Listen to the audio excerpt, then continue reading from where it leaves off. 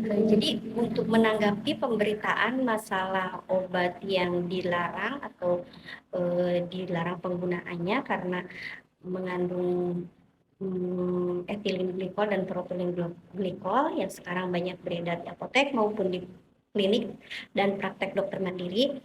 Jadi untuk meminimalisir penggunaannya, kalau misalkan penggunaan untuk beberapa obat yang sifatnya larutan, sirup, eliksir, itu kalau misalkan di uh, dokter atau praktekan ya, praktekan mandiri biasanya digunakan obat-obat dengan menggunakan racikan, yang kemudian obat racikan itu bisa direkonstitusi sendiri atau dicampur sendiri dengan menggunakan air di rumah. Jadi tidak khawatir ya dengan penggunaannya, karena ditakutkan kalau misalkan memang beberapa obat yang seperti di berita-berita sekarang ini, karena banyak obat yang bentuknya cair atau larutan, baik itu eliksir, emulsi, suspensi ya, itu kan tidak mencantumkan komposisi apakah obat itu mengandung etilen glikol atau propilen glikol. Namun untuk menghindari ketakutan itu juga sendiri ya, karena ada beberapa juga beberapa produsen obat ya yang mengklaim bahwa obat itu tidak mengandung etilen glikol dan propilen glikol pada sediaannya.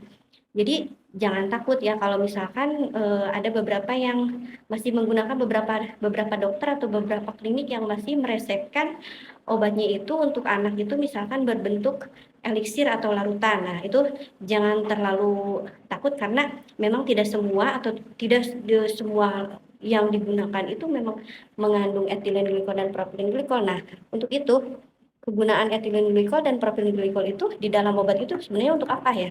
Nah, itu karena ada beberapa zat aktif yang memang dapat larut atau dapat larut dengan sempurna itu dengan menggunakan etilen glikol dan propilen glikol.